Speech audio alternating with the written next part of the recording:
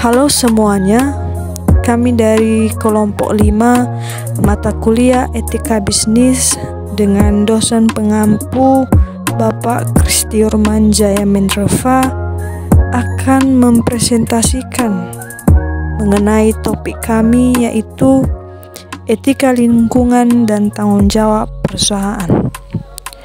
Pertama, mari kita bahas apa itu etika lingkungan.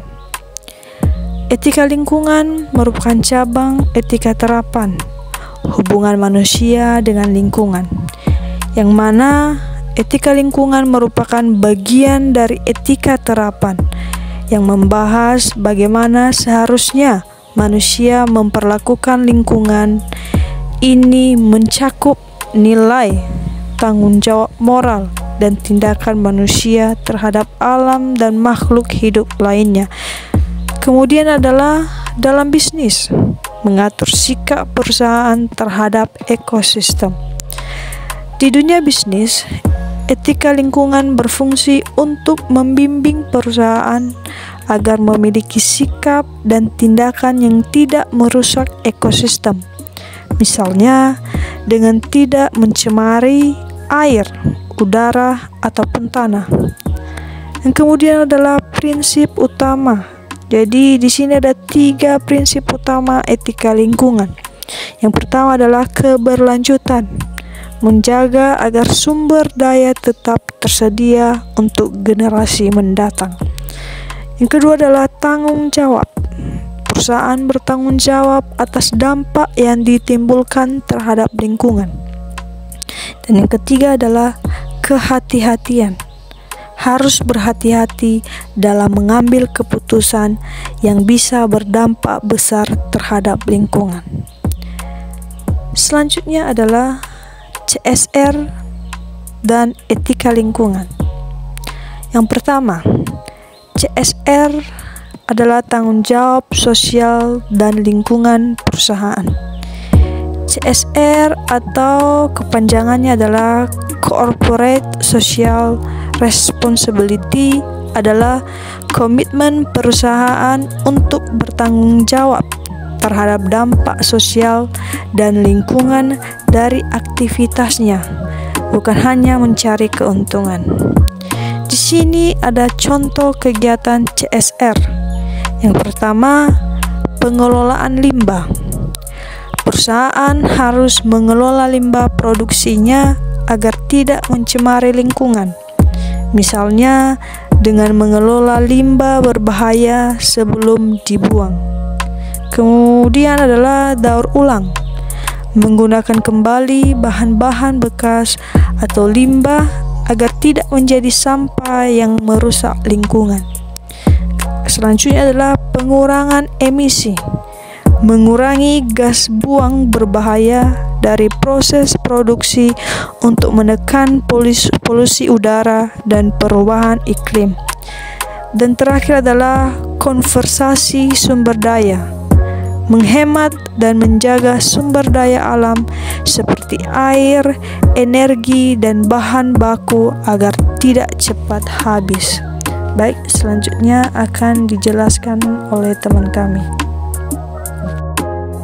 Manfaat etika lingkungan. Etika lingkungan penting bagi perusahaan karena memberi banyak manfaat. Yang pertama, dengan menerapkan etika lingkungan, perusahaan bisa lebih berkelanjutan dalam jangka panjang karena kegiatan operasional tidak merusak alam. Kedua, ini bisa meningkatkan reputasi positif dan loyalitas pelanggan karena masyarakat sekarang makin peduli dengan isu lingkungan.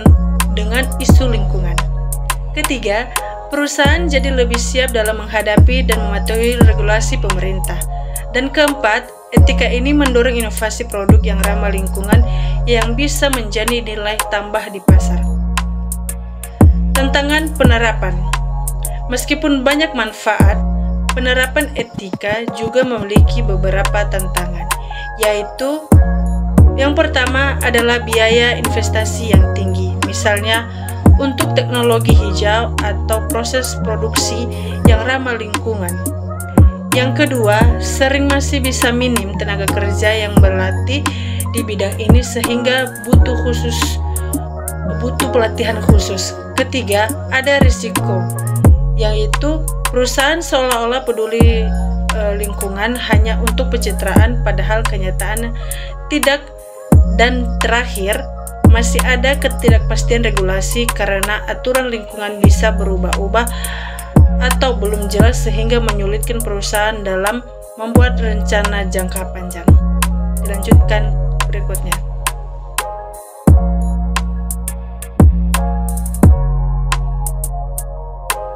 Baik, selanjutnya adalah strategi penguatan CSR lingkungan.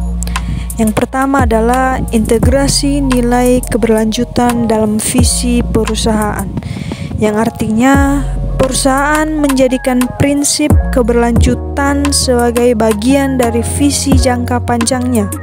Ini mencerminkan komitmen strategis perusahaan terhadap lingkungan sejak tahap perencanaan dan pengambilan keputusan. Dan kemudian adalah sertifikasi ISO 14001. Jadi ini adalah standar internasional untuk sistem manajemen lingkungan. Mendapatkan sertifikasi ini berarti perusahaan telah menerapkan sistem yang sistematis untuk mengelola dampak lingkungannya, meningkatkan kinerja lingkungan, dan memenuhi kewajiban kepatuhan. Dan ketiga adalah kemitraan dengan LSM dan masyarakat. Perusahaan membangun kerjasama dengan LSM atau kepanjangannya adalah Lembaga Swadaya Masyarakat dan komunitas lokal untuk mengembangkan dan menjalankan program-program lingkungan. Ini penting untuk meningkatkan akuntabilitas, mendapatkan masukan dari pemangku kepentingan, serta memperkuat keberlanjutan program. Selanjutnya adalah SWOT analisis. Kekuatannya adalah meningkatkan citra perusahaan di mata publik dan investor. Perusahaan yang peduli lingkungan dipandang positif, menarik perhatian publik dan investor. Lalu kekuatan yang kedua adalah efisiensi biaya jangka panjang melalui pengelolaan energi dan limbah. Mengadopsi praktik ramah lingkungan bisa menghemat biaya dalam jangka panjang. Dan kemudian adalah meningkatkan daya saing melalui inovasi hijau. Inovasi yang ramah lingkungan dapat menjadi pembeda di pasar. Lalu kelemahan, yaitu tumbuhnya pasar hijau dan konsumen yang sadar lingkungan. Jika perusahaan belum siap, bisa tertinggal dari pesaing yang lebih ramah lingkungan. Lalu dukungan dari pemerintah dan lembaga internasional.